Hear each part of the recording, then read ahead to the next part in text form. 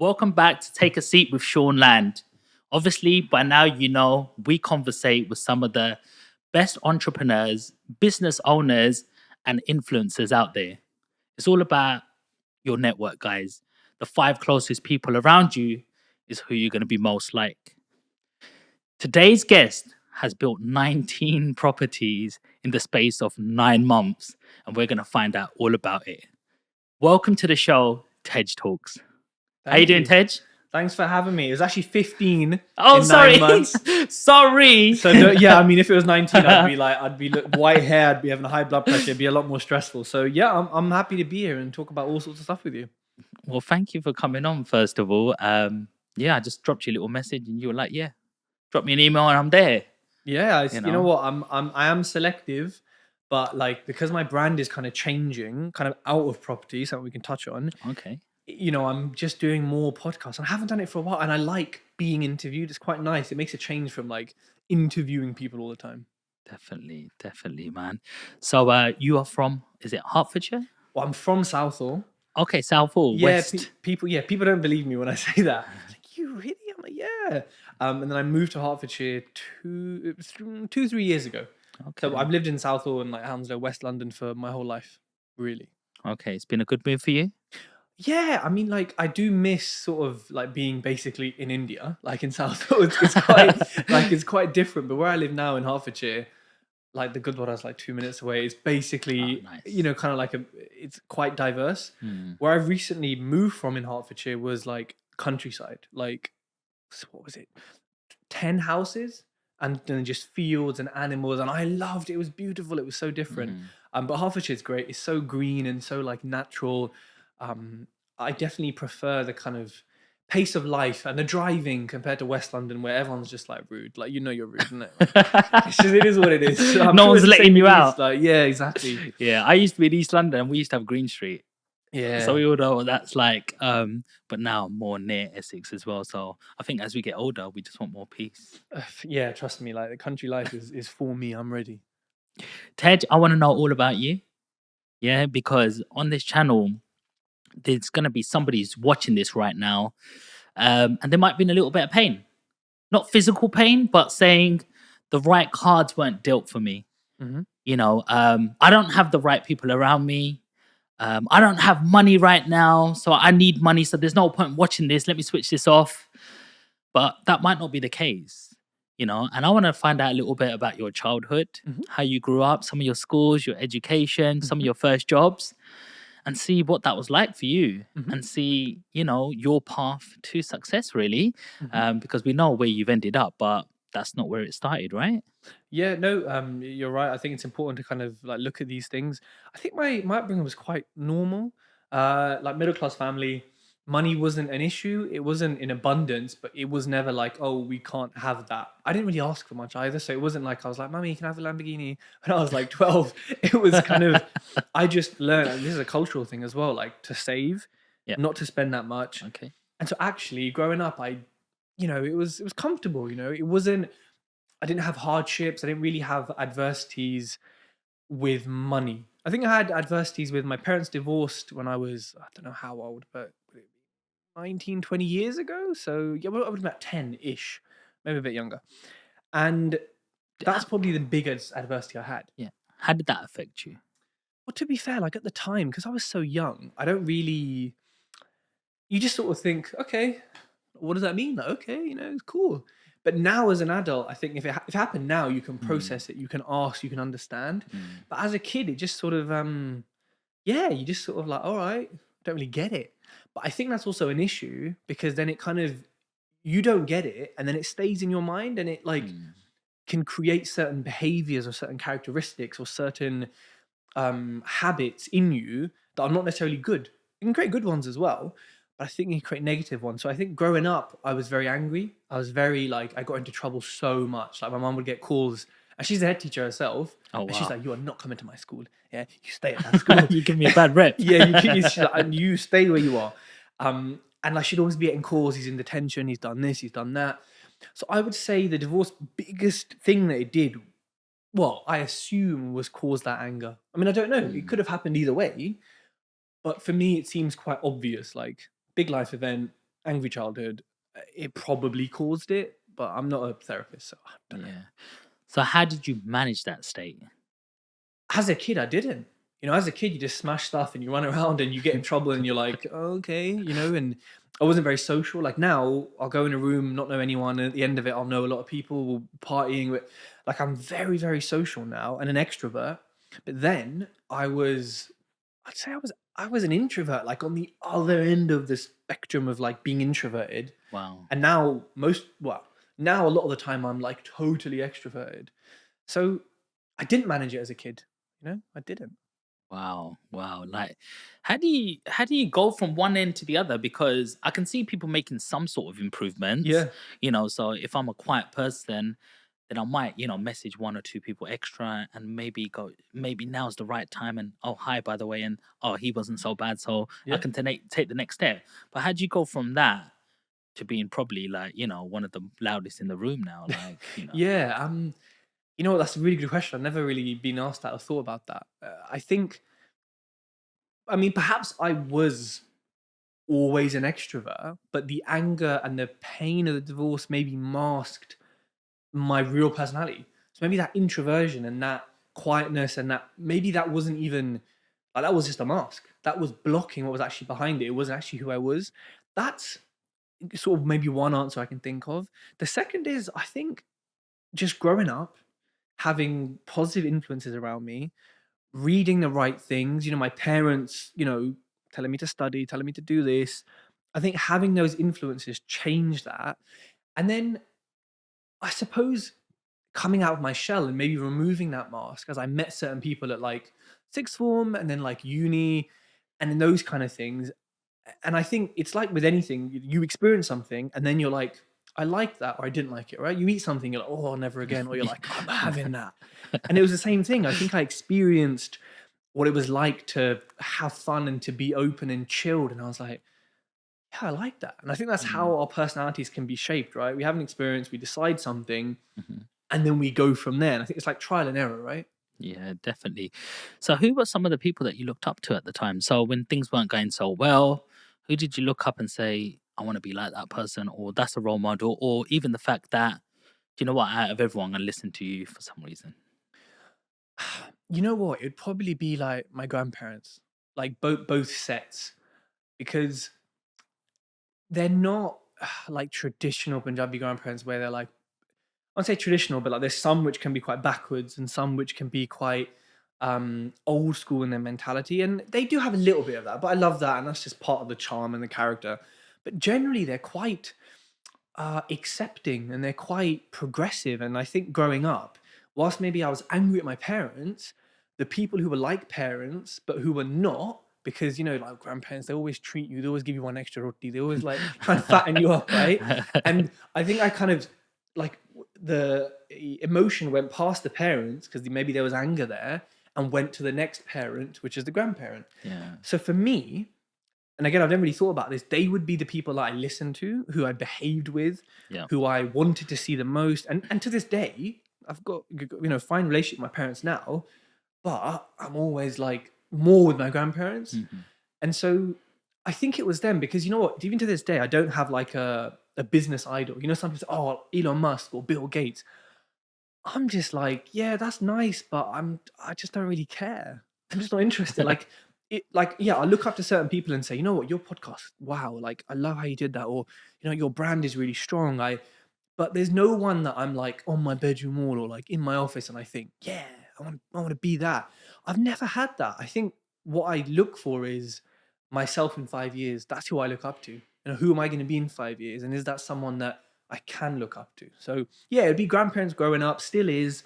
And then they're the only people I probably really listen to. If they tell me off now, like I gotta do it. If my mum says something, I'm like, Yeah. I'm an adult. Leave me alone. Leave me alone, Yeah. bastard. So what I'm sort of getting is look at the person in the mirror and that should be your biggest sort of competition. You know, Yeah. I mean, be yourself because everyone else is taken, right? That's what they say. Yeah, 100%. I mean, look, like competing with others, I think is good, and it works. Of course, it works, right? Competition works, but there's a certain point where it is ego based and it's shallow, and it only gets you so far. Like, oh, they're lifting that at the gym. Oh, I'm gonna lift more than them. They're lifting that, and then guess what? You injure yourself. Like, Yeah. so there's a certain limit to, I think, competing with others, but with yourself, you can. I mean, I suppose you're always winning, depending on how you look at it. I think it's important to stay in your own lane because we all have our own thoughts, Hmm. and there's different things that drive us. I might like chocolate, you might like vanilla. So what's the point of fighting over the same thing when Yeah, probably we don't even want the same things, yeah, yeah, yeah. Of So course. it's okay to be you. Yeah, You know, 100%. I think it took me a long time to sort of realize that because I wanted to be like other people or be Mm. liked in a room or wanted, but now I realize maybe I was just in the wrong rooms. Yeah, and I think, it's normal to feel like that. Like, especially in today's world, like in 2023, where you open your phone, everyone's perfect, everyone's hot, everyone's like driving a nice car, everyone's got a watch. You're like, why am I not that? So, like, it's so easy to do that right now. So I get it. I think when we look at these things, we always just want the end goal. Yeah. So you look at somebody who's in the gym and you want the six pack. Mhm.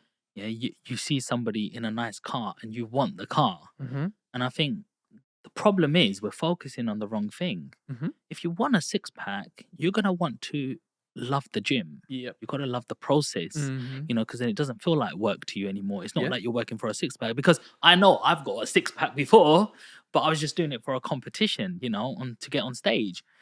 3, 4 months later, them abs were gone because I just wanted to do it for the competition, and I thought, I'm gonna show the world that I'm not a fat boy anymore. Because growing up, I did have them one too many rotia from my grandparents, Trust me, I've been there. Trust me. so I could like my belly would hang over my belt, but I didn't know it. But getting bullied for that.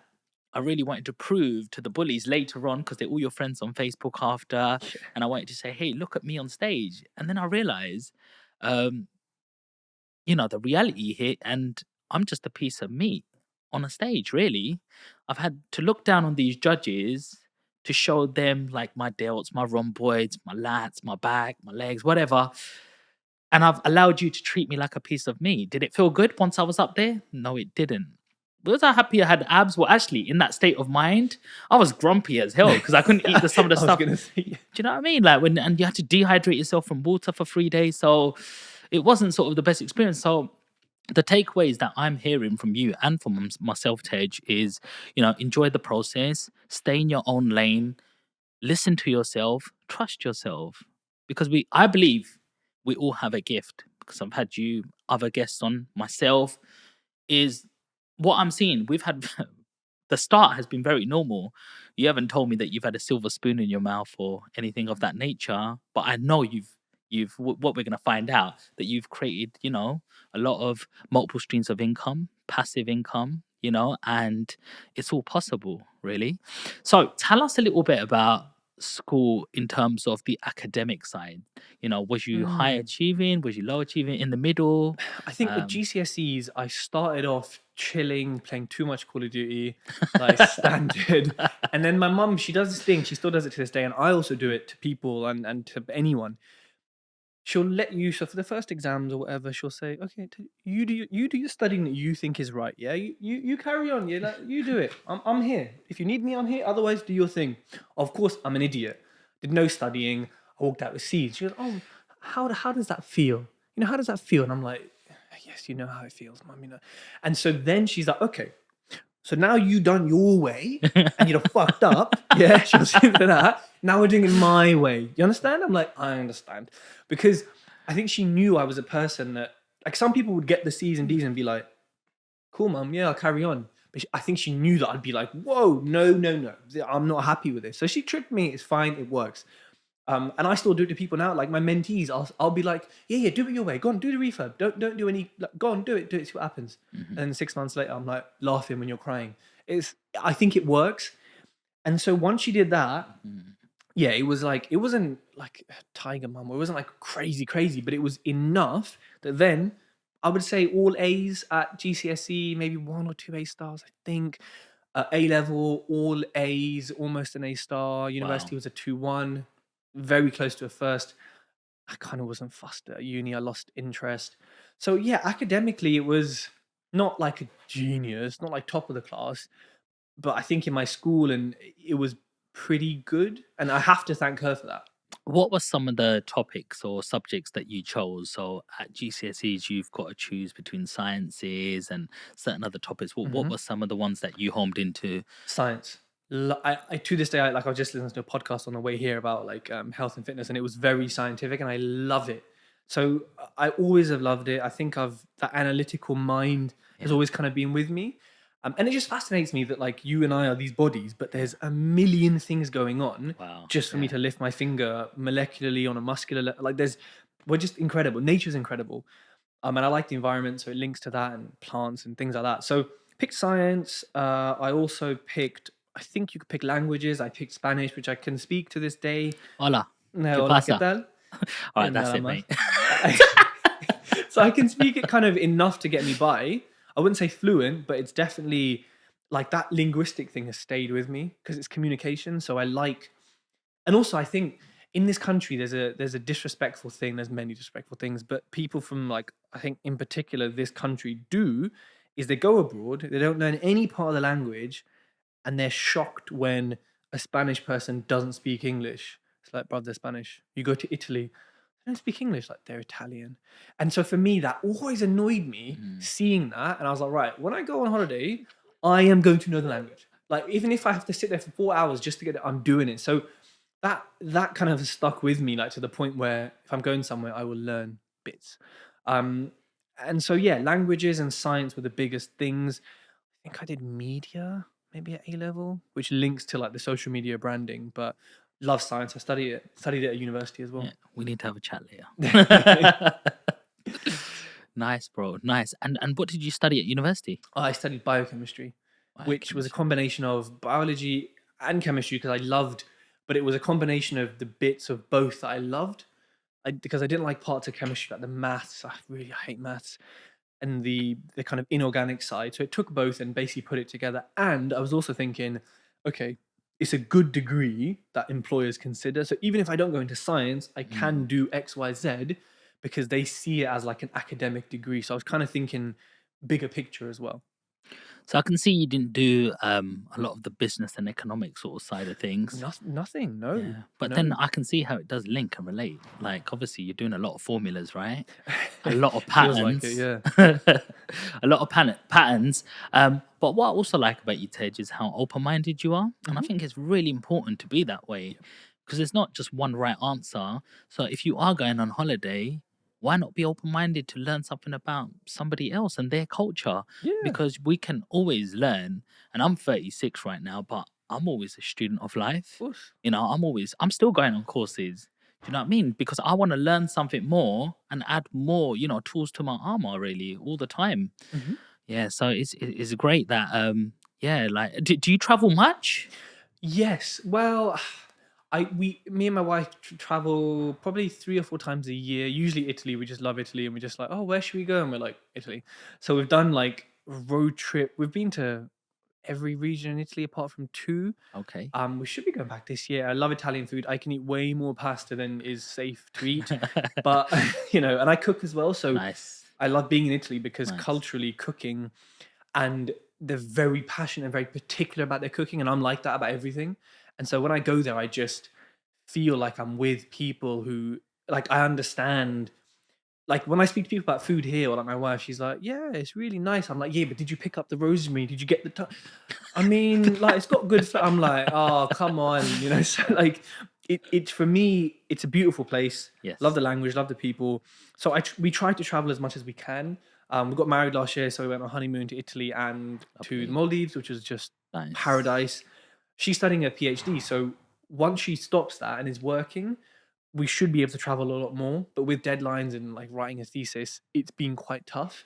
But yeah, as much as I can, I will try to because what you said earlier is so important, like discovering cultures, learning things, because like variety is the spice of life. Like Hmm. you stay in one place your whole life, you don't get to experience the 7.3 billion people on this planet and all the It's different true. cultures.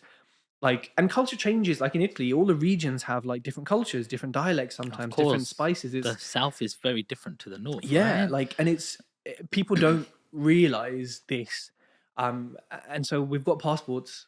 if we're fortunate to have passports, like let's use them. Yeah, I've actually got Italy booked end of this month. Actually, Amazing. Whereabouts in Italy? next to Pompeii Napoli. in Napoli. That's it. I'll send you the best pizza places. I've Okay, been there like a okay, few okay. times, and let me tell you something. Do you like pizza? Who don't like Well, pizza, bro? listen. When you come back, your life's ruined because What? you will never eat another pizza again in this country and be happy. Like Okay. I promise you, as soon as you come back, you're gonna be miserable here. It's a problem. It just means you got to keep going back. But Keep the going back. pizzas are the deep fried pizzas as well. Oh wow. Yeah, next level. Wow. Napoli's a very interesting place. Like interesting. Have you been to Mumbai in India? No, not Mumbai, but I've been Punjab and Agra and It Pink gives me City. Mumbai vibes. Really? You'll see when you get there. It just Okay. gives me the vibe from that in an interesting way. But yeah, the food in Napoli is amazing. So I'm jealous. Okay.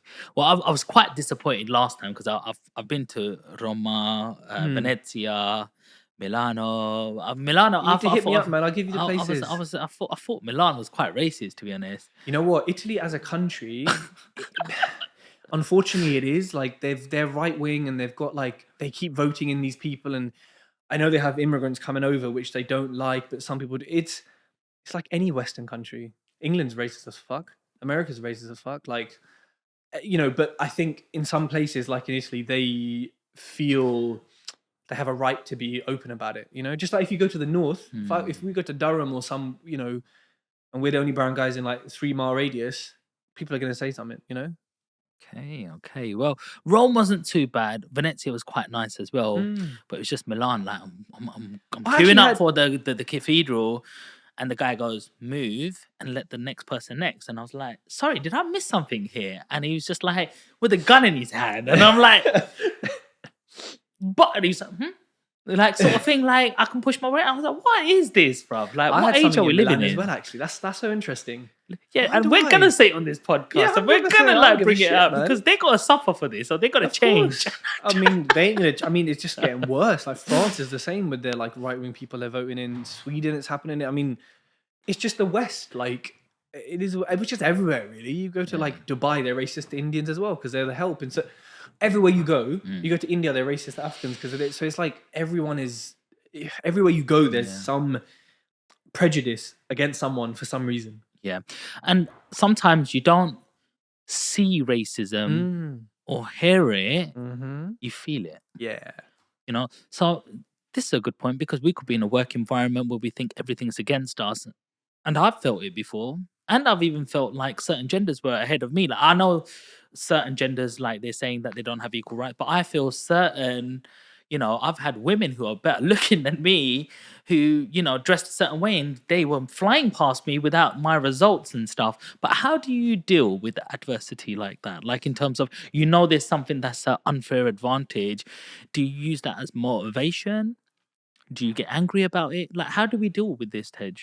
Yeah, a good question. I think there's levels of unfair disadvantages, and we all have privileges, whether it's gender, whether it's race, whether it's skin tone, whether it's your accent, whether it's, we all have our own privileges and entitlements that I think we all need to learn to be aware of. And some people, especially when we look at structures and institutions, aka the people who run the country, although big up Uncle Rishi, because we're taking over. I'm not saying I agree with his policies. I'm just saying that we came here a long time ago, skinheads and all that, and now look, we're running the country. So I'm gonna say you can clip that for sure. Put that on fucking reel. So, like, I think, firstly, it's understanding, right? It's because, like, I'm not as like people will be racist to someone who is darker skinned than me a lot more than they will to me because I'm lighter skinned. I believe that's a fact. Now, so I'm aware of that. So if someone says something to me or if someone's treating me in a certain way, the first thing I try to think is, well, hold on a minute. What privilege do I have here? How can I use this to like understand someone else's situation better? Because it's easy for me to say, oh yeah, someone looked at me like this, but I know there's people, my brothers and sisters, who are getting treated differently because they look different to me and getting treated worse than me. So I think the first thing is understanding our privilege, whatever it is. You know what I mean? Like literally, privileges is so small or it's so big. I think secondly, does it make me angry? I think if I can't do anything about it, then yes, it does. And that's not very stoic. And I believe in stoic principles, right? It's not, if it's not in my control, it will make me angry because I don't like injustice. And I don't believe that it's acceptable for that to be okay. Now, I haven't really had it where it's not in my control. I may have had it happen to friends or, people in my family where they don't share the same aggressive approach that I might have. And they're like, oh, don't worry about it. It's cool. It happens, stuff like that. So that's when I get angry. If I can control it, I'll speak up about it. Like as you've seen from my Instagram, I'm Yeah. not afraid to say whatever the fuck I want to say if I believe in it. So yeah, I if I can control it, I'll do something about it. If I can't, it will make me angry. But there's other things, non-adversity, that are not in my control that don't make me angry at all. But this sense of injustice and the sense of entitlement that some people, a lot of people carry, especially when it relates to race or gender or like close to people or things I believe in, like I'm vexed. That's it. The West London comes out then. There you go. Well, hang on. What do you mean West London, bro? It's all about East London. No, but what I can see is that you're trying to look at the glass half full than half empty. Well, I don't know. I try. You're looking at the things that you can control rather than the things you can't control. Because the things we can't control, what's the point of wasting our time with it? You're never going to change your whole population or make a massive movement. I mean, we can grow communities, and I'm sure we have got a community behind us. But once we realize that when we have unity, then you can be heard. What's the point of worrying about, oh, he said this, or we were treated like this, or they said this about us? You're just creating a bad negative vibe around yourself, and it feels like you're moaning, and actually you're taking your eye off the ball. If we just concentrated on, what we actually needed to do to be successful, all this stuff wouldn't matter. Because really, I also feel that it's just an illusion. It's you are whatever your focus is. If you focus on good and being better, then does these opinions of other people really matter? We Yeah. come along, we go along, we're on our own journey. You've got your own family around and the most important people around you, and that's where we should stay focused.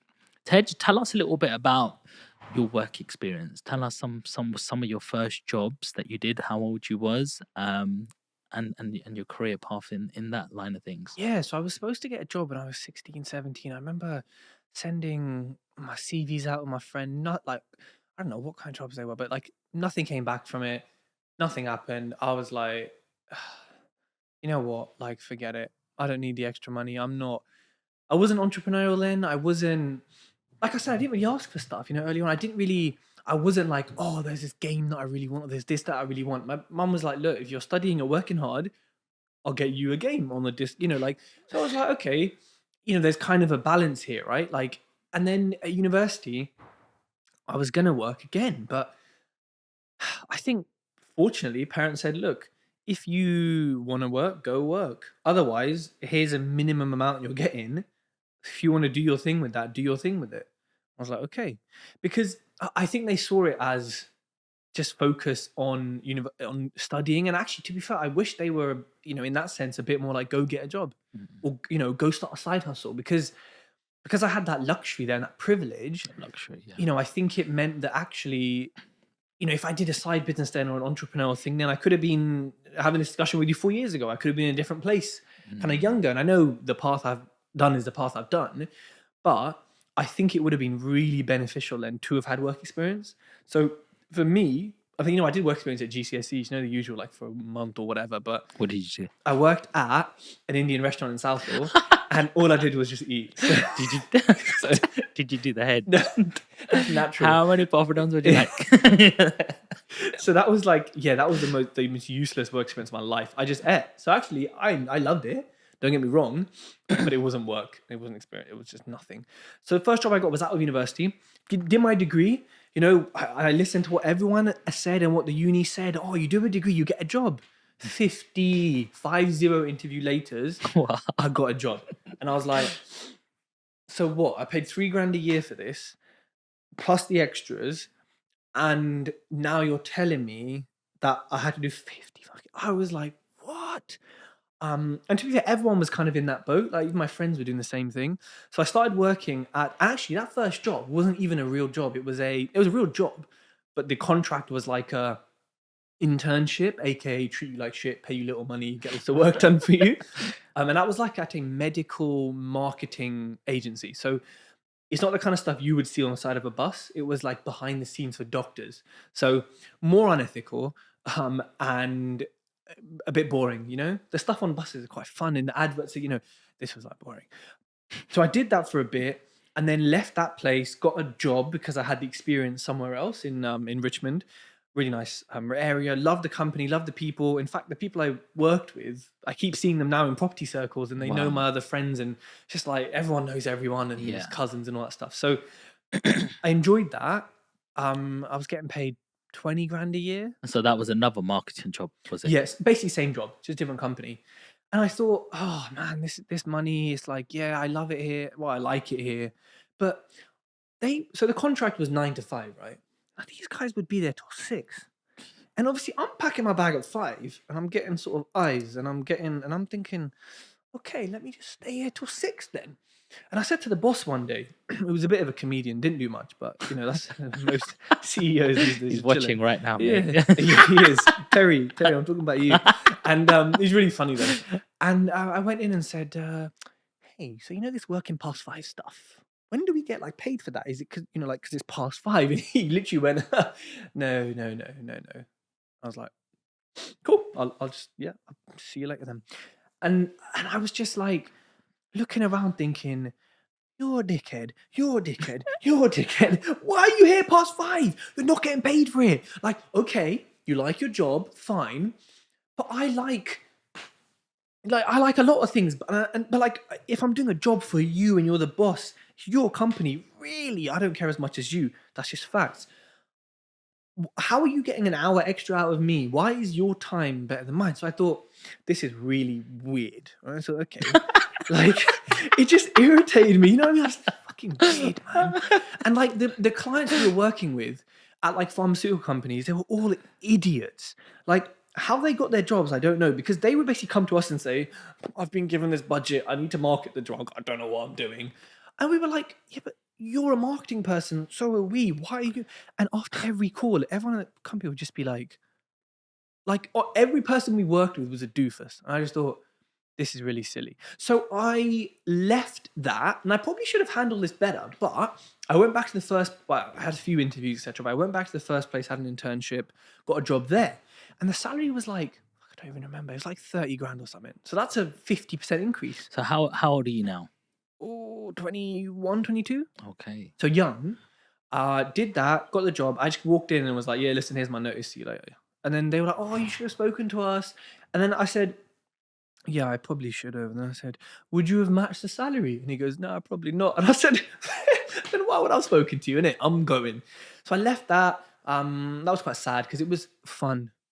And you know what? This thing here taught me my first lesson on the balance between fulfillment, enjoyment, and money, and how they're not always interlinked. So obviously then I was like, well, if I earn more money, I'll be better.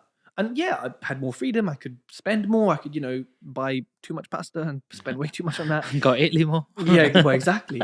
So I did that, and then I got fired from that after about 3 months because obviously in the interview I smashed it. Yeah, I was like, yeah, I'm sick, and I had the work experience, and and to be fair, like I could do the job. They were like making me do shredding. I was like, you pay me 30 grand to shred? Like, come on, get flipping, like, hire someone. I was like, this is dumb for your business.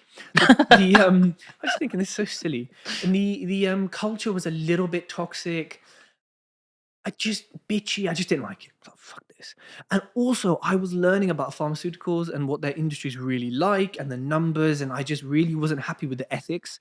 So when she called me down, the HR lady, like all HR ladies, scary, called me down. And I was like, this is weird. What's going on? And then she goes, oh, you haven't been performing at the same level. And in my head, I was like, yeah, you're right. I haven't. I'm not interested. She goes, yeah, we're terminating the contract, it was like a few weeks pay. I was like, wicked, free money. And and then when she said, I was in agreement. I was like, yeah, you're right. She was like, yeah, so we're ending. I was like, yeah, fair. I was just like, yeah, you're right. I'm sick of this This seems shit. too nice. Yeah, I know. I was just like, I'm sick of this shit. But then I was like, wait, I'm Punjabi. So is my mum. What's gonna happen when I get home? I was like, fuck. So I got home, silence. That's worse.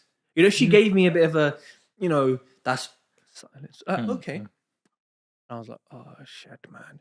And my dad, he's a bit of a hippie. He was like, all right, man, what are we doing next? What's the plan? What are we doing? I was like, yeah, cool. So then I set up a recruitment business, and that's the sort of next chapter of my life. But yeah, getting fired was probably the best thing that happened to me because look, I would have quit anyway, but this just gave me the boot up the arse to like do something else. Mhm. And I suppose, anyone who's going through mental health right now and they think they're in a really bad position, hey, like, think of every single bad position you've ever been in, and it's always okay. It's never as bad as it is up Never. It's, here. it's it's all our mind creates so much fear, and it creates it, but it's not real. And this is the thing that controls us so much is Mm. fear. That's the thing that's limiting us, Hmm. and it's especially being in this country, being in the UK, with no one's gonna go, like homeless, really. There's always a hostel out there. The government's always prepared to step in. That's the worst case scenario, really. If you really think about it, if you think I don't have a job or I ain't got a roof over my head. So imagine having that sort of mindset of saying, if that's what the worst could be, how good can the good be? Like, because I'm never gonna be like, there's people in certain countries who don't get nothing. Yeah. They're just left on the street, and they're kicked to the curb even more. No one's gonna feel sorry for you. That there's beggars in central London that earn more than doctors.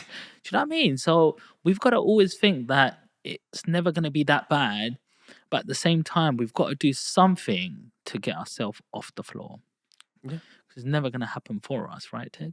Nope. I think it's a balance of understanding that risk and understanding, well, where are my weak points? Where is the failure points? Like, what would lead me to that? How do I avoid them? And then, I think there's like a saying in it where people say, well, you keep thinking about what happens if it goes wrong. What happens if it goes right? Yeah. And look, we're human, we're evolutionary Mhm. creatures. Our mind is going to be negative. It's going to Yeah. say, oh, well, what's the worst? I need to protect myself. Yeah. But we need to push past that, like we do in lots of ways daily, and say, happens if it goes well? And it's hard to it's hard to think that it Yeah. just is. Tej, what is failure? What does it mean to you? I think you don't necessarily fail. I think you don't lose. I think you learn. You know, Yeah. but point blank, failure is when something doesn't go to plan, when something goes wrong, when you don't reach a certain target. That's how people would define failure. Yeah. But I see it as you know a lesson for someone involved, a lesson for something involved. It is something to learn from and something to improve from. Mhm. With your successes, do you get better? If you're like, people say, "Oh, you're so good at that, and you're so good, well done, Sean." You're never going to get better because you keep doing the same shit. Whereas if someone says, "I think you could do this," or maybe Yeah. you do that, you improve every time. So Yeah. for me, it's like it's a lesson, and I welcome, like you, a student of life. I welcome the lessons. Definitely. And I think it's a really important point you said there because if you keep getting it right, are you really learning or are you just in your comfort zone, your little Yeah. bubble? Because it's something you can look up, fixed mindset and a growth mindset. Hmm. And I read this book by Carol Dweck. It's called Mindset. You read it as Really well? good book. Yeah. Really good book. Fantastic. One of the first book because I'm so interested in psychology Mm. because everything starts from a thought, right? And it's important that it's okay to fail. Once again, it's okay to fail. It's okay not to get it right. It's how you bounce back from failure is what you want to concentrate on. Because again, it's all about the output. If you fail and you're on the floor and you give up, then yeah, you're in a fixed mindset. And you should recognize that and saying that is not the right mindset to be because you're gonna fail a million times in your life. Mhm, mhm. Yeah, like nobody gets out even alive at this sort of whole journey. So, what's the worst that it can be if you know that's the end result? So, take a chance, keep trying at, certain, jobs, relationships, things that you want in life and concentrate on them. Because if you don't, you're just going to get the same results. You're going to live from paycheck to paycheck Mhm. and it's my belief that 80% of relationships don't work purely because of money constraints also. So you deserve to earn the money that you really should be earning Hmm. and doing some of the things that like everybody deserves a roof over their head, right? Hmm. Driving what they want and have a little bit of happiness because we're only here for what the average age is 75, so that's 75 summers, they say. Wow, it's not a lot of summers when you You think about know, it, so especially in this country where there's no fucking summers. It's like 40 summers, but yeah, that's a really good way of saying it. I like that. so we need to move, man. We need to make them chess moves. And so tell me, Tej, how did you make that move from being employed and having an employee mindset to getting into the entrepreneurship world? How did you start your first business? Mm. How did that go and start for you as a new startup? Tell us this part of the journey. I'm really interested to know. I don't know if I ever had the employee mindset, man. I was Okay. unmanageable. I was difficult. Yeah, I don't know if I ever really had, and you know what? I didn't have enough time to I didn't have 20 years working a job where you're like, I was after, got fired after in total 6 months of 7 months of working. So really, I was like, dipped my toe in and was like, yeah, I'm out. So didn't really go in the deep end. So Did that hurt your confidence getting fired? no, like I was just like thankful. Something was going to happen, right? So I was just thankful. Um, I think it's very hard to knock my confidence because I don't give a shit what someone thinks. Oh, I care what my mum thinks, my dad, my wife, obviously, right? Yeah. But apart from the people I care, and even then, if if someone says something in family, I'm still like, "Ugh, whatever, bruv." Like, I care, but at the same time, like, I don't. Yeah. I take feedback, I take criticism, but generally, I don't. And so it didn't knock my confidence because I was like, yeah, cool, what's next? So I had a friend at the time who had a recruitment business, and he was like, dude, it's so easy. I'll help you with it. I'm still waiting for the help. That never came. Just kicked me out of the curb and then let me do it myself. And recruitment was super easy to set up, easy to kind of get your first. I say, okay, it's an easy process. I could explain it to you now in 15 minutes, and you could probably go and do it, like being a businessman that you are. The process is easy. The emotion and the character I think you have to have, and the skills and the hardiness are what it differentiates us. Someone could teach us recruitment, you could smash it, I'd be crap at it.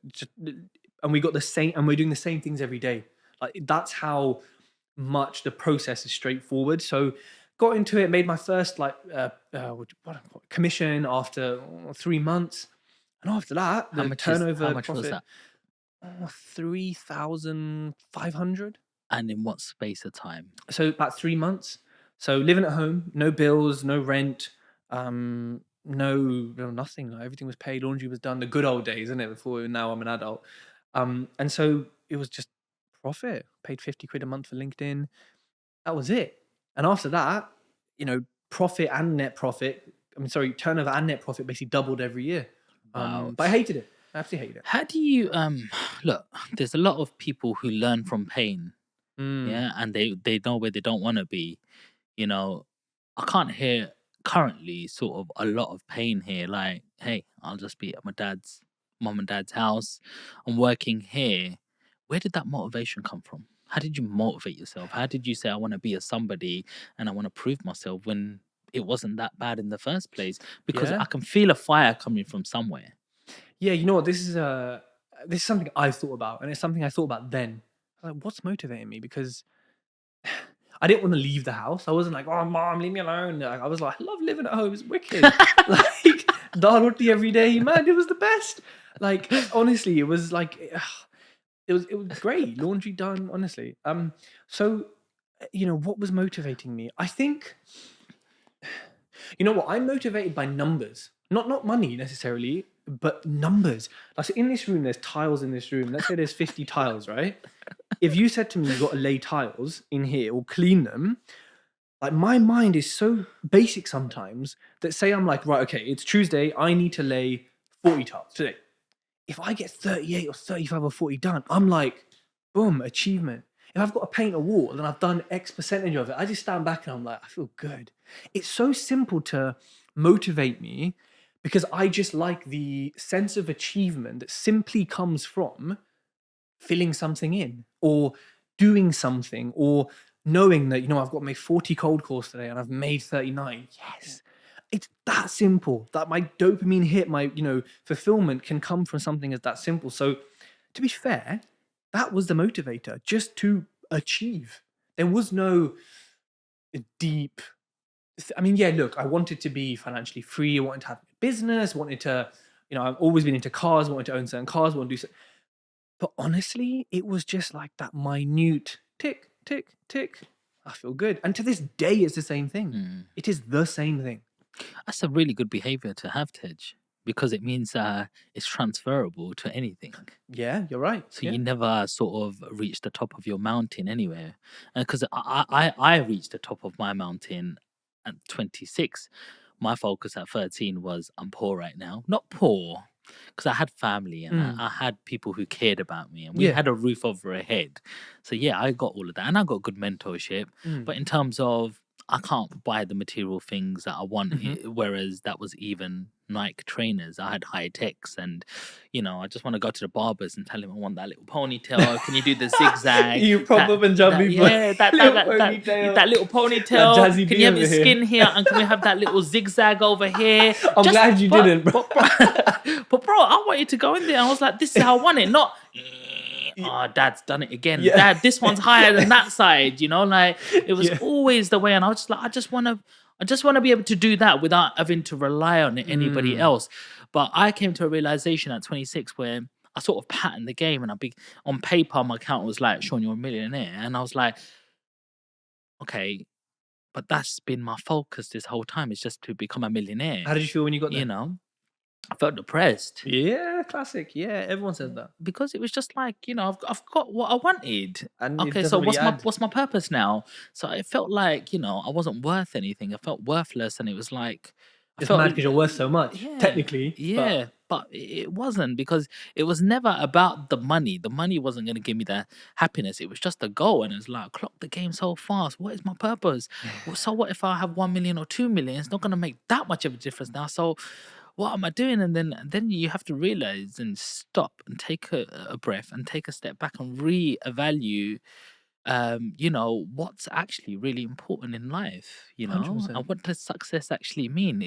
Do you define it by money? Do you define it by the things that you do or what your focuses are? And to be honest, life is so beautiful. How dare we just focus on a piece of paper that's bloody dirty half of the time? You don't know bloody where it's bloody been.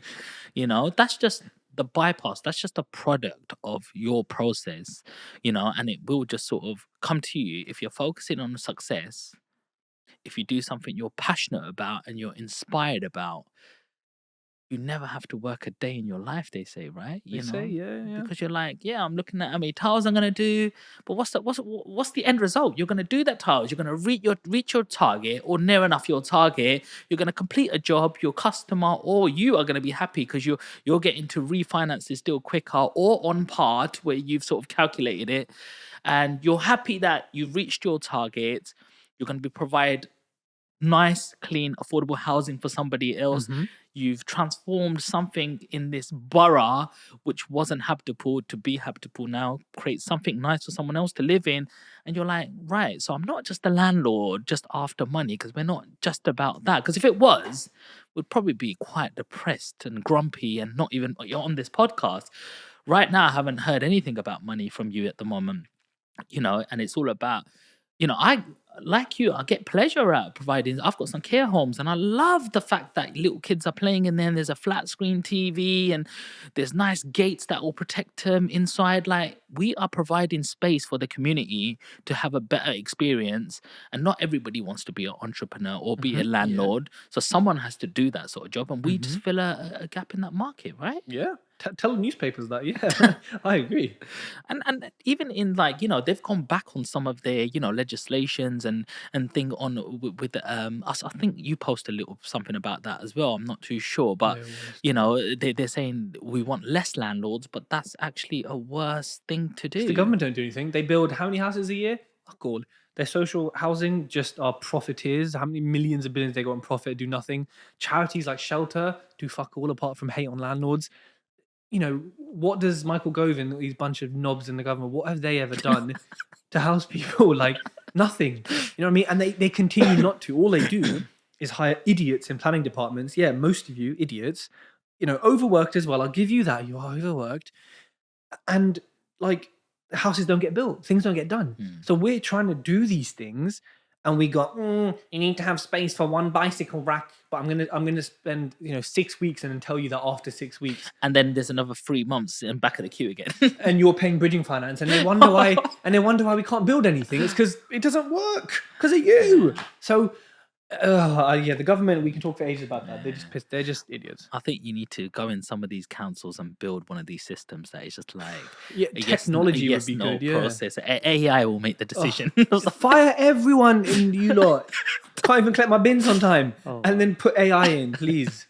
Send a robot to get the bins. Ishan, I know you're watching this. He's my friend from 5 years old. He's a planning officer. So he's probably thinking, And you're probably all right. I'm not The watching your the podcast rest anymore, of you lot- Sean. the rest of you lot might be all right. Yes. All right. So tell us, how long did you have this marketing agency for? How was it going? And what did you sort of learn from this experience? So I had the recruitment business for about 3 years. I was doing well, like I said, profit and turnover doubled every year, making money, which allowed me to then get into property. I hated it. It was golden handcuffs, making money, but I hated it. I'm not that guy. Like for recruitment, it's just not my natural skill set. I don't enjoy it. It's such a great business model though, and it's so easy to start and get into with such little money. So People. if I gave you 5 minutes right now to talk me through that business, the ins, process, and the outcome, tell us about it. So you are an agent, essentially, you're a recruitment agent, and you need to find two things when it's your own business. Usually, you need to find clients, which are, let's say, Someone- ASOS, a Okay. business, Okay. and then candidates, which is you. Right? Let's say you're a Okay. candidate, you're a software developer, Sean, a software developer. I need to find you both, and I need to match you up. Simple as that. Now you might say, I don't like ASOS because they rip people off. Okay, we won't go to ASOS. Let me go to McDonald's. You want to be a tech developer for them? Okay, no, you don't. Okay, find someone else. And alternatively, ASOS say, oh, we actually don't need Sean's skills. We need a C++ developer. Fine, you're JavaScript. Let me find someone else. Now I need to find another developer to fit that. So essentially, I am matching two people and a company and a person. Now, what makes it really difficult is everyone's a human. So everyone's going to do something stupid. You're not going to turn up to interview. You're going to say, oh, I didn't like the person who interviewed me. She's rude. I'm going to say, yeah, but you get to work for Google, man. Like, suck it up. And you're like, no. Okay, and there's like 4 of you in the country. Oh, great. Because of your skill set. Let me find another. So basically, it's matching up these two things. Now, both of them require cold outreach. You're a lot friendlier as a candidate just because you are. But nowadays, so many recruiters reach out. Candidates are maybe not as nice, which is fine. I say to you, hey, you want to ever thought about changing job? Ever thought about something different? What you getting paid? Let me see if I can beat it. And I have to cold call the client and say, hey, I'm a recruiter. We got great candidates like Sean here. Look at his CV. He's such a good software developer. Love to work with you. Here's our contractual terms. What can we do? And on either end, you're going to make 400 calls a day and you're going to get 4 things come through, if that, especially on the client side. So you're matching up the both, and you're trying to get the right fit for you as a candidate and the right fit for the client. And, that's the process. It's easy, the process. But every single step I described is fraught with emotion, with humanness. Well, yeah, and that's where it sort of goes wrong. And we're not computers, Yeah. are we? Exactly. I wish it was computer to computer be easier. Computer says yes or no. Human will make human errors, Mhm. and like as you said, not turn up for an interview. How did you reach out to employers, like to say to them, "I had candidates for you," LinkedIn, email, and phone and they calls. were happy for you to go, "Okay, sure." They definitely weren't happy to do that. Most employers are like, oh, piss off. I've get so many calls from recruiters, which they do. Okay. So that's where my branding came in. Because in recruitment, I decided to build a brand Okay. and to kind of be different. Because I looked around and thought, yeah, all these recruiters are posting utter trash, don't have brands. When I call these people, and this was just me thinking, I want them to say, oh, you're Ted. I saw your post. Yeah. Or I want them to contact me and say, that was a really good blog. Can we work together? Which is what the whole point of marketing and branding is. Like I shouldn't have to spend a penny if I've got a brand. You should come to me and say, Ted, I want to buy that. I want you to mentor me. I want this. That's what my brand does now. And so I created that. And this was early in the days of branding. And especially in recruitment, I was one of 3 or 4 people, I'd say, in like a big sample who would like have a brand. And I didn't put enough effort into it because I didn't enjoy it. You know what I mean? But it kind of laid the foundations for Tej Talks and what I'm doing now. And yeah, I had it for 3 years, to answer your question again. And at the end of it, I was so sick of it. I basically went in house. So I went to clients and said, right, I will sit in your building and I will hire exclusively for you on a contract period, because I had lost so much motivation. I was working from home alone for 3 years. Like it was just dead. So as soon as I was like, well, I need humans. So get into an office, have social interaction, Yeah. have chats, go out, party, have fun. It made me a lot happier as a person. And I was getting paid so much money, too much, to do a job that was so easy for me, because I'd done that job on a harder scale already for 3 years. And I was good at that part, the kind of candidate part, the interviewing part, hence my podcast, right? I was good at that part and extracting information and judging, and characterizing, I suppose. And so, yeah, I did that. I loved it. Worked for a kids book company, worked for like a health app, which are huge now, I think. Had a lot of fun. Had a lot of fun. Amazing. So, how much money did you make along this sort of journey? So, you said you've done it for 3 years. Mhm. Was the income growing? Yeah, so the recruitment business, I think the cash generated at the end of it, because some of it is loaned out. I still have the recruitment. I still have the SPV, the limited company. I would say it was probably 110 grand, I think, total, including stuff that's obviously spent or reinvested. I would say that's the total kind of like net profit over the kind of time, which at the time as a 23-year-old, I was like, What's that, 33 grand a year?" I think it worked out to be, for working from home, getting up when I want. I was like, "Yeah, this is sick," you know. And then like some of that went into property. So I'm so grateful for recruitment. As much as I hate it, it allowed this to happen. Okay. So, you did something you didn't really necessarily enjoy to get to a position where you Well, did get, or I didn't realize I didn't enjoy it until after maybe a year or so into it. And then I just kept going because it was making money. It was just golden Mhm. handcuffs. And then I got to the point where I said, hold on a minute. I have to get up every day, come to this desk, make 100 calls, make 100 messages to make money. I was like, that's long. What if one day I want to wake up like I do most Mondays now and bake bread? Well, I bake bread Monday. Like most people, like Monday morning, I'm in the office like a shark, working hard. Listen, I'm in my kitchen kneading. I'm just, you know what I mean? That's just how I am. I said, I'm going to need something that's like passive, right? Like I need investments. I thought, yeah, I can't be doing this like time in, money out business. So I said, okay, what about stocks and shares? I thought, yeah, I will invest in that. And I do invest in it now, but there's no multiplier. Like if I have 10 grand, I can only put 10 grand in. Whereas with a mortgage, if I have 10 grand, I can have 40 grand. So I thought, I haven't got enough money really for stocks and shares to make a big enough impact on me and my life. It just doesn't work out, right? It's not enough, and I can't leverage it. And I thought, Mm. what else? What else? I thought property. Every Indian uncle likes property, and it's a good thing to invest in. Listen to loads of podcasts. Went to some like events, upsells mainly, and then got into property. Not as easy as that, but that's kind of what happened basically. What sort of events did you go to? So like networking events, the kind of training events, but Mhm. really it's an upsell. You don't actually learn much, but it's good networking and it's good for me to see it firsthand. Yeah. When they try and get the money out of you, run to the back and all that stuff. And I was like, I'm Punjabi. Listen, I ain't running anywhere unless Anyway. unless there's a pronta there. I'm not running. Yeah.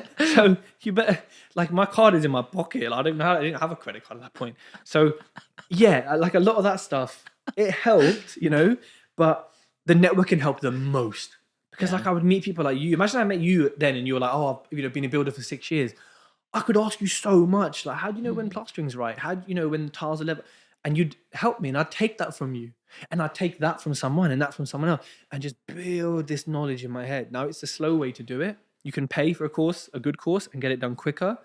But I just did it that way, and it took a lot longer. But I learned. I learned.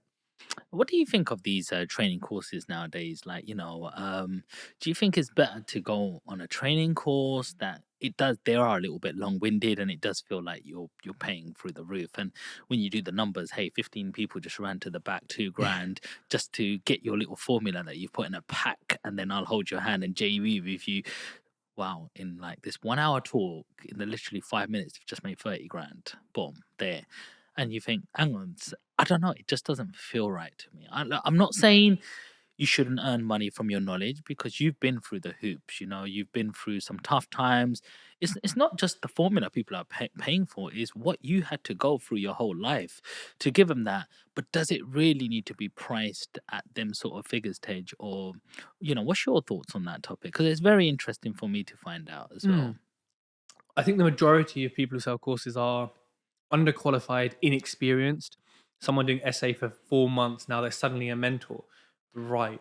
You have 4 months of nothing because you haven't experienced the ups and downs. You haven't experienced a season. 4 months is a season, really, in quarters. So, like, what are you doing?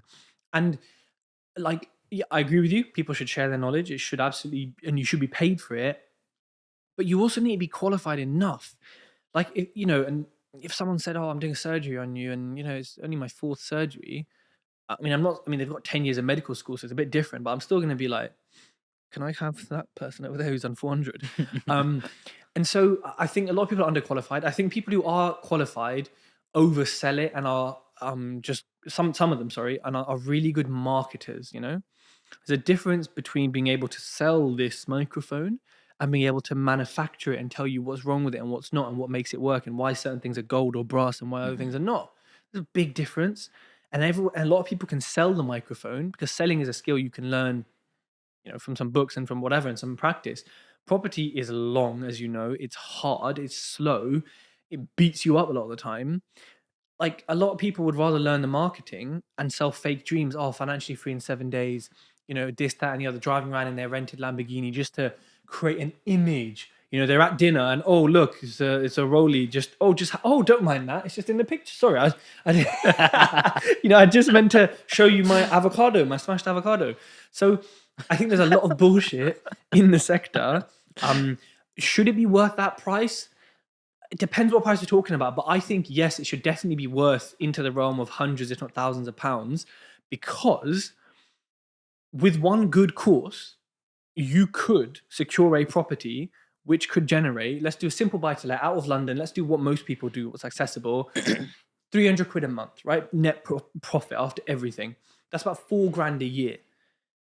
Okay, you've paid me 2 grand to learn how to do that. And after 1 year, you're making double what I've taught you that. Now let's think about your lifetime. The next 30 years, you're gonna make 30x4. 20 grand. And you paid me 2 grand. You're underpaying me, bro. You pay me more. So when you think about that, if you take it into action, the mathematic equation of, the return on that investment, if you do what you're told and you do it and you got the mindset, is humongous. Mm. Okay, what if it was a HMO? It's £1,000 a month. What if it was and when it comes to mentoring, yeah, mentoring is expensive. I charge I don't think it's expensive compared to some people, but I charge for my time because an hour of my time, I know what it's worth, and I know in an hour of my time what I can save you, what I can make you. I know from past experience. I've had people come on who are just like, "Oh no, Tej, I don't want to pay for like a full mentorship, just a one-off session here and there." Every time they come on, I literally am like, "You're an idiot. Like, stop wait. I don't care if you're paying me. Stop wasting my fucking time because you come here every time with a deal that's crap that you haven't checked the things that I told you last session to check. You haven't done all of these things. You then did a refurb and you didn't listen to the things that are in my book, which is £10, or on my free podcasts, right? And you're coming to me now. Like, I don't even want your money. Like, I don't book in a session again. I'm like, yeah, it's good money, but I'm just like, I don't want to sit there and tell you that same stuff over and over again. So there's also an element of, when you're paying for someone's time, you're paying for them to criticize you, scrutinize you, and to say, whoa, don't do that deal. Or to be like, that's a really good deal, well done. It's that validation, right? If I'm if I'm not a builder, it's my first day on the job, plaster a wall, about to, make a cupboard, and you got 7 years on you, and you just say to me, yeah, you're doing that right. Or you say, "Oh, just cut it a couple mil less, it will really help." I know, oh, a sigh of relief, because, and that's something that people should have to pay for, because why are people entitled to it? You Mm. get your government education, that's fine, but Yeah. anything else is different. They say if you don't pay, you don't pay attention. I like that. I think, yeah, I can see that. I can see that. And obviously you can get blobs of information here, there, Hmm. there. But for someone to systematically put it step by step for you to say, this is where you are, this Hmm. should be your next step. do this, do this, do this, and people are prepared to pay £30,000 for university, and you're Yeah. not guaranteed a job, and you'll do 50 interviews at the end of it, and Yeah. even then you're doing an internship And that what's your first salary you're going not to be? happy with. 20 grand, 30? No, Not very much. Well, not I don't know what they are now. 24K is the average salary, I think, and that's London. Yeah. Was it 26? I mean, you paid 30 to get 26. If someone paid one of us 30, I think they could make a lot more money. Then you have to pay your NI, you have to pay your Yeah. tax. There's no deductibles. You got to work 9 to 5, You know, 9 to 6. you're trading your time for money, which means you're too tired to do any of the things that you love. You got to wake up every day. You got to cut your hair. You got to do this. You got to dress. At home, I'm in my pajamas. I'm working. Did you zoom me? The top looks good, but I'm in pajamas. Like, You're stuck in the matrix, baby. There we are. you just got the weekends are just enough just to I want a bit of fresh air, go to the park, or I yeah. need to go shopping for my job, or I need to get a haircut just to look right and in position. And yeah, I've just went to watch one cinema, in the afternoon that took you a little bit of time to get ready, and that's it, gone. Yep. And then you're back into that same Yep. sort of rat race. I mean, surely if you want something better than that, then you have to do something outside of the box. Mm-hmm. And if there's people, out there like yourself who have got a wealth of knowledge and experience and showing you a formula to say, look, I've got this formula for you. Have a little look at this. You can apply this. The hard bit is just this bit. But once you do that hard bit and get over that, you've got the potential for the rest of your life to live like a king or have more and more freedom of your time. Mm-hmm. I mean, some people are scared when is the right time to be self-employed. But who says you got to be self-employed fully and all the way? You can go part-time. And do you know what? I think part-time's actually not bad. If you work Monday, Tuesday, Wednesday, that's most of the week, like of the working week. But it actually enables you to have 4 days to think yourself. Mm-hmm. So you can earn Monday, Tuesday, Wednesday. And I don't think the salaries are huge amount of difference. Like if it's a 35K salary, it might be 22 for doing 3 days. And imagine if you can try fill the other gap of, 13 grand just by doing a side hustle. Come on, we're living in a technological era right now. Mm-hmm. And me growing up, you didn't have the World Wide Web like how it is now. You couldn't sell to anyone in the world, or this drop shipping or Amazon FBA or anything. No opportunity. It was just like I literally myself got up like a workhorse, lift stuff out from one trolley, scanned it and put it on another trolley for £3 an hour. And my version of multiple streams of income was just taking somebody's trolley to their van and loading their van up just to get that crispy £5 note. And that's how I was like, right, I got to help 8 people. And that's now 40 quid in my pocket, where I'm getting £3 an hour on 10 hours, that's 30 quid. That was my version of it. So when people go, Sean, would you say we should go work in a cash and carry or work in McDonald's? No, because you've got different tools right now, and every era you've got to reinvent yourself. You've got to do something different with the environment that you're in right now yourself. So Tej, tell us, like, what was your first property deal? So you've got this marketing company. You said you was quite good at saving. What a portion did you start saving from what you were earning? I'd say most of it. I didn't really have expenses, living at home, going out with friends, dinners, things like that. Yeah, I'd spend a bit of it, but nothing, negligible amount. So I put £30,000 into my first deal. Family member funded the rest. I was meant to use a bridger, but the broker at the time, who I don't work with anymore, messed it up completely. So at the last minute, go to family and say, "Give me 30 grand." Which was funny because they were literally on the computer about to put into an ISA when I spoke to them, and I was like, Wow. this is serendipitous timing. And I was like, you're going to get like 0.2%. Like, I'll sort you out. So they gave me that. The first, Where was the property? it is in South Wales, my portfolio is. Okay. Yeah, would I invest there again? Not necessarily. The government, a bit too socialist. They're a bit. Are there different rules? Yeah, there are different rules, different laws, different rules, a lot stricter, different ASTs. Wow. It's it's not the best place governmental wise, I think, at the moment. So yeah, but look, they're fine. They're carrying on. They're doing their stuff. I bought this property. Oh, you're testing me now. This is in my book as well. I bought this property for, I'm gonna say, about 50 grand, and it was going to be worth 80 grand at the end of it. So decent amount of, equity, profit cut, whatever. I then spent about 6 grand on it plus the sourcing fee, plus that, blah, blah, blah. We're all in for about 63 grand, 62 grand. Got it refinanced to 80. Yeah, it came out as expected. That then gave me 75% of 80, which is 60, meaning almost a free house. I left in 2 or 3 grand, got all my money back out, and could go again. And from that moment, I thought, okay, now there's magic. Yes. Like this BRR. And even to this day, when I do stuff, and when I did my recent flip, I was like, I put money in that first deal, but since then I haven't put any money in. I put no money in, done some work, it sold it, and now I've got profit or I've got an asset for life.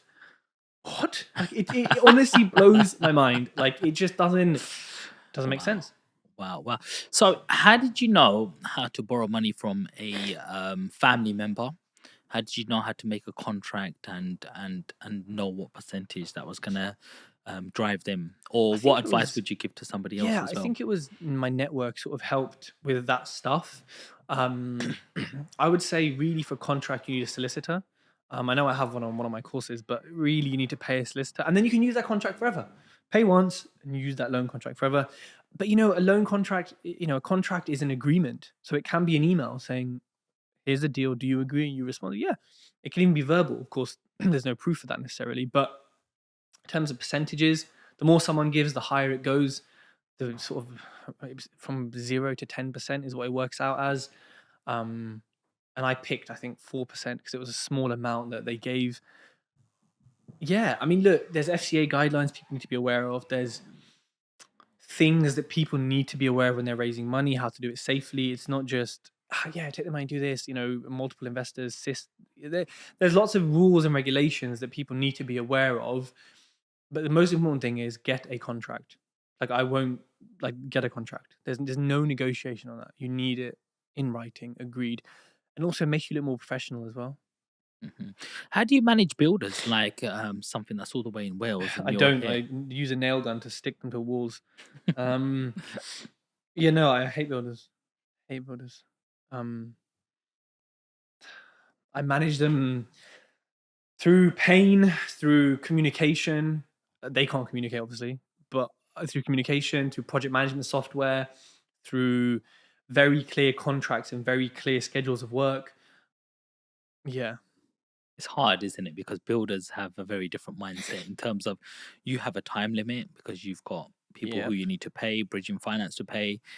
And to be honest, a lot of builders want to stay on site as long as possible because soon as they Especially as move day rate. off, Yeah. they're making money. And soon Hmm. as they leave your job site, they don't know what's the next job coming if they're not a very busy builder. Yeah.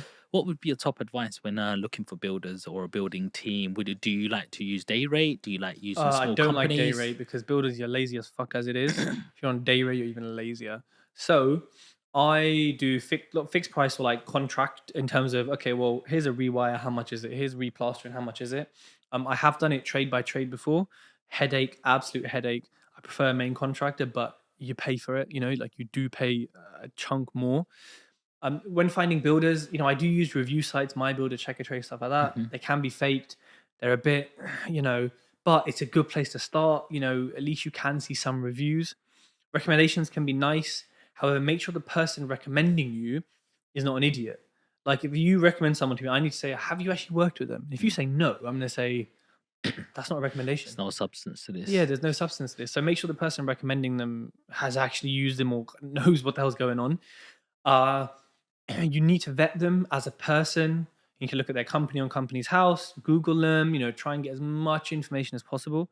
Make sure you have a tight contract with a very detailed schedule of works to the point where there's no argument. There's no, oh, Tej, I thought you wanted that Yeah. there and that. No, Even it says it here. I've noticed just like how many pendants in the room, how many sockets do you need in the room, Hmm. and what sort of type are they? You know Yeah, what I mean? to the nth detail. And this, by the way, requires you to have construction knowledge. It just does. And people go into refurbs and it always blows my mind. And they're just like, yeah, I'll just find a builder and we just do it. And I'm like, no, you need to understand because the guy will walk in, say some shit, do some shit, and you'll say, oh my God, such a good job. And really, you've just been totally duppied. Like, you Definitely. need you need to understand construction. And it always shocks me when people go in with no knowledge or they just don't put the effort in to learn it, because you are going to be crying in 6 months. Definitely. I'm not going to cry. Yeah. I mean, you got almost like pretend you're going to be living here down to where you're putting your like your sockets, because Yeah. imagine you think the bed's going to go here because it's Yep. facing the window that way, that's where the light's coming in, and then you're thinking, well, what do I have next to my bed? Well, Mm-hmm. a little drawer. Yeah. Well, what do I normally have on the drawer? Probably an alarm clock or a lamp. Or, well, why is my socket over that side of the room? Do you know what I mean? It's just Trust me. it Yeah. is Functionality. it's just common sense, isn't it? So you've done this first deal. You've been a little bit like, wow, Yeah. hang on, I haven't had to make 100 calls today to get this money. Oh, trust me. Yeah. There's some money here. You know, I've got some money, baby. I'm gonna pay you back. So do you paid the family member back? Yep. Paid Pretty back. much. All investors are paid back now till date, and they're all just waiting for more stuff, basically. Okay, cool. And so you got the first one done. What's this 15 properties in 9 months? Yeah. I think we're So, all looking forward to this one. so yeah, Come I on. kind of had a goal of just like, when did I start? It was like beginning of the year, I think I started, or end of the year before. I said, right, at the end of this year, if I get 3 houses, I'll be happy. I was like, cool, because they're so slow, they're so long. Cool. All in Wales. Yeah. And I was like, right, okay, 3 houses, cool. Bought another one using the equity in the first one. So that was like a free purchase, all money out, nice and SA. Third one I bought with investor finance, one story on Instagram, £57,000 in my account a few weeks later.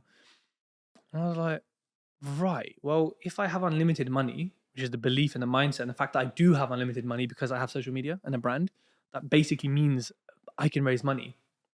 It's a good brand. Hold on a minute. Let's just buy more. And then by it got to like halfway in the year, it was like 7 or 8 properties up. And I was like, yeah, so that goal of 3 or 4 at the end of the year, that's way gone. And it just kept snowballing. I kept raising money using my brand. I then started finding deals using my brand. I started finding builders using, and everything just snowballed and came together. And of course, it's more than that because it was me managing 5 refurbs 200 miles away, trade by trade. Like, it was absolute hell. It was the worst time of my life. So painful. It was so difficult. I don't recommend it to anyone. Was you Right? going there in person or Zoom calls Yeah, I was going or there in person video? sometimes, but Okay. not that, once a week, once a month, not that much. But it's like a 4 hour drive. And so I just I hated it, right? Like, it was really, really tough. With that many projects on the go, did you ever think of I could afford somebody, I could give him 2 grand a month, keep him PAYE or something, and he's a No, because there was multi-builder? no money No. for that. The money was being used to fund the deals, pay the interest for investors. There was no money for that. I did flips to pay off my investors, right? When there's money left in, I had to pay them off. There's no money for that. I didn't even think about that. Really good idea. Um, and to find someone like that is so difficult. Like a good project Yeah. manager, so difficult. I even had some, like, per job, like when rubbish, had to fire them, had to sue them at the end of it. So, for me, it was tough because I had cowboy builders, I had issues, I had mistakes, and I'm 200 miles away and I have no control over what's going on. Now, I am supremely grateful to myself and the people I work with for doing that and pushing through that, because it's given me financial freedom, passive income, whatever today.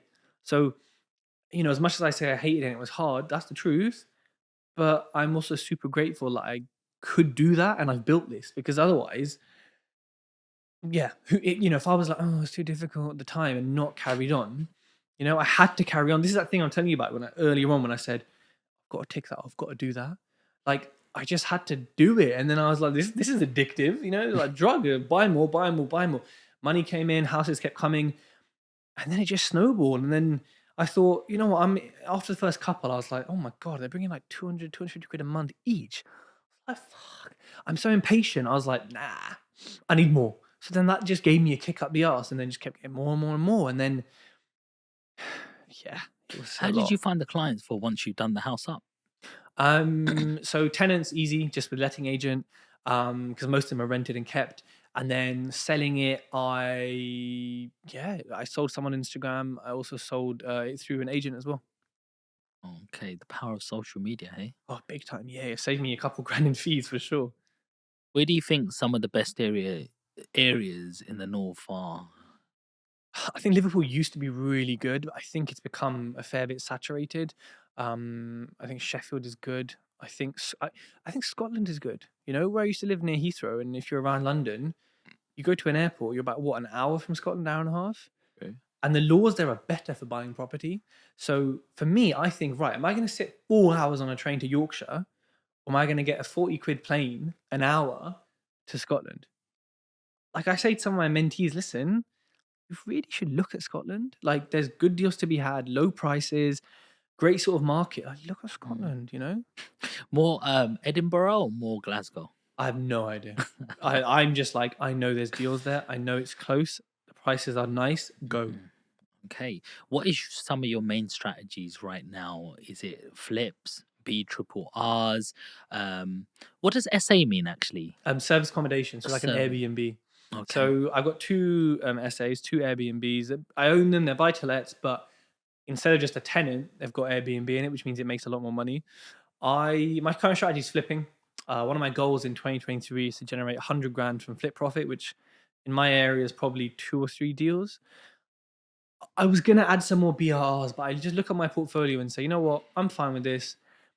Every one I add is just potentially another headache, potentially extra this, extra that for a small amount of money. It's great in multiples. Like I'll buy a block of flats as a BRR, cool. But I just want to flip, get a chunk of cash and buy a McLaren or something. You know what I mean? Like I don't want this little money. I just want big, big, big, done. So I've never flipped a property. Hmm. Bought my first one at 21.36 now. I've done loads and loads and loads of deals. I've bought properties. I've extended them. So Hmm. I've made 2 bedrooms into 6 bedrooms. Some of Heck. them have been in Stratford, and I've cut the bloody middleman out. So instead of I had quotations for 130,000. Kid you not, loft conversion, first floor extension, a 6 meter. So some through permitted development from prior approval, and some with actually planning. You know, God knows what the shape of that property looks like, but it's something like, this, and that. So at the front, it looks like a normal 2 bedroom house, but as soon as you go in, it's like that long. Then an extra bedroom I here, can imagine it's funky. and there's Yeah. another room at the top with an ensuite, for example. So you're looking at this, and you're just yeah, it's accumulated a lot in sort of like, especially where we went into HMOs. You could rent the rooms or Mm. some of the care homes, the way it's sort of designed. But I've never ever sort of dreamed of. It was just about, how do I de-risk this project? So, I've spent 38 grand. At the time, I didn't even know what B triple R was. I was like, I'm gonna do this, but I'm not getting paid. I'm putting all my money into this deal. Um, and then the remortgage come, and Tony was like, "Hello, mate. Yeah, we're gonna do this remortgage for you." I was like, "All right, Tony, let's just get this sorted." And he goes, "How much do you think it's worth?" And I was like, "Well, I bought it for like 190, but I think the price was 250. But I done all this work. Me and Roland, we put a partition up and a little Wix kitchen in there and stuff." And he goes, "But you done an extension on there, didn't you?" I said, "Yeah." And so I just googled it, and next minute it wasn't 250. It was like 450, 500. I'm like, "What?" And he goes, "Yeah, mate. And the rental will cover this percentage, 125%. And yeah, do you want a little check out of this, mate? We can easily take 100, 125 out of this deal." And this was like 2013, like 2013, 2014, so nearly 10 years ago. And I was like, "Are you kidding me? Like, A nice surveyor. Yeah. is Wow. this real?" Like, and it was like, yeah. And it was like, oh yeah, and lending was so cheap at that Oh time yeah, I as can imagine well. so easy as well. So it was like getting 100 grand, 120 grand for £300 for the month. And I'm like, "Are you like kidding me?" So I'm like, "Take that. I'm put a deposit down on the next one." And so I think that my granddad really told me, because he bought a property in the 1970s, and he bought it for 2,000, and he flipped. He flipped it for £6,000 in Stratford, East London. And he goes, "I thought I was a G." And he goes, "But what actually happened was I sold the property, and 6 months later, and me looking at the charts later is where inflation was exactly high, and then it just got taken care of, and prices reset at a different price." He goes, "That same property was 60,000 like 10 months later, 11 months later." And he You goes, never know. You can't time it though.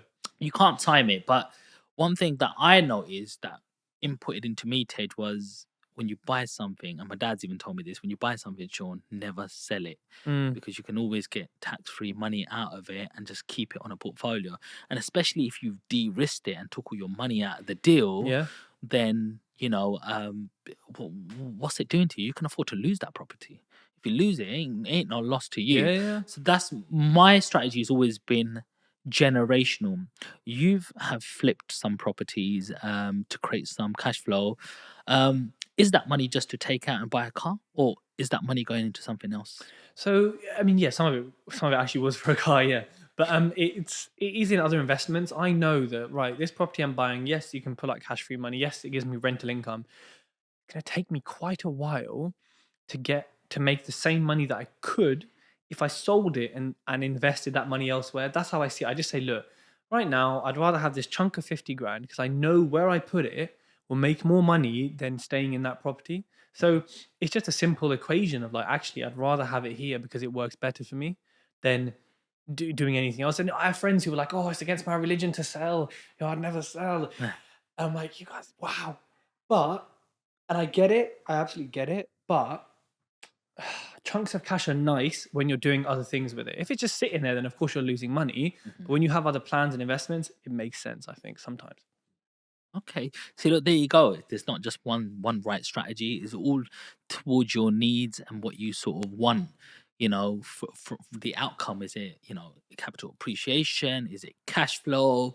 Can you use that money to maybe you have another business Hmm. idea and you say, hang on, I'm getting £300 a month. That's 3,600 for the end of the year. But if I put that money, that 20, 30,000 equity out and I'll put it into this thing instead, this might end up getting me 5 grand a month, and Exactly. turning me over 60. So it's just about doing your math and looking where's the greatest value from this same. So how can I make my money work harder, Yeah, yeah. really? So we're going to wrap it up just now, Tej, but I'd like you to just maybe say maybe top 5 things that you have in your system that you think make you sort of successful. And it might not just be your strategies. There's definitely other things around your strategies that you probably do and think about because you're very big on branding, Hmm. and how people see you. So what talks when you're not talking, really? So what are the I top like five that. things that you think Okay, number for one, the success? brand and social media helps massively. Helps me raise money, helps me get deals, helps me do whatever I need to do. Secondly, my health.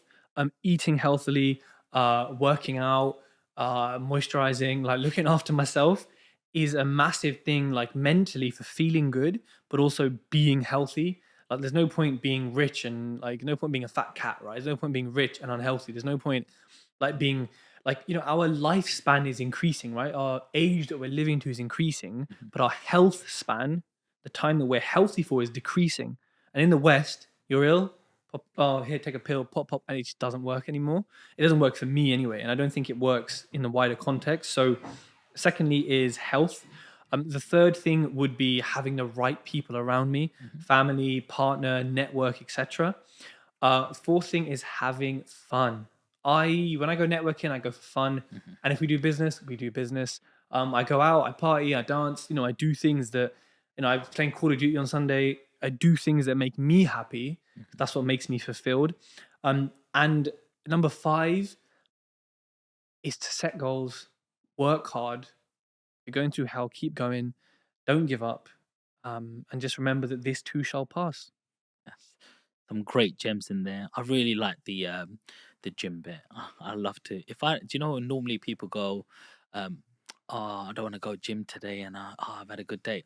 I'm the opposite. I've had a bad day if I haven't gone to the Oh, gym. same. So I don't feel right. yeah, it definitely like calms you down, make you more relaxed and more focused, I Hmm. believe. And I think everybody should have a little bit of that in their life. And if it's not just gym, pick a sport or a You find hobby. something. Yeah, yeah, Some people I see in my back garden, there's a golf course and people play golf like 5, 6 o'clock in the yeah. morning. I'm like, Yeah. what are you doing? But then I'm thinking, hang on, maybe they've got some time on their hands and they want to meet up with their friends and that's what they like doing. Yeah. So find that thing because it does give you some sort of structure. Hmm. Um, anyway, look, it's been absolutely amazing having you on, Tej. Like you've shown a lot of love. Thank you for coming on. Thanks for having me. I appreciate And it. if you could just shout out some of your handles, then people, my audience, can see where they can follow you and see some of your content as well. So if you, Yeah, so just Tej Talks or Tej.talks on Instagram, type it into Amazon, Spotify, iPlay, anything, I am there. Type it in. Tej Talks. he's got it patterned, mate, and that's what I've got to learn as well. But Tej, thank you once again, and guys, thank you for joining us. Don't forget to like this, drop us a comment, whatever you thought about this, good, bad, ugly, and reshare it with some of your friends and family to help them level up. Thank you again and see you on the next one. Cool. Bro, That was nice. really fun, man. I appreciate Yeah. it.